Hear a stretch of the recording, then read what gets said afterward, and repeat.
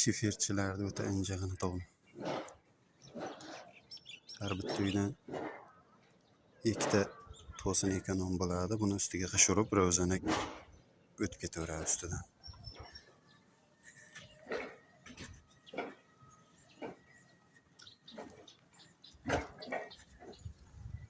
Stoykalar, tagiga tunukalar qo'yib.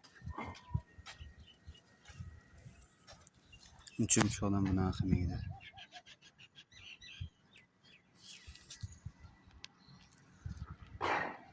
Haqiqiy erimlaydigan odamlar ishi bo'ladi.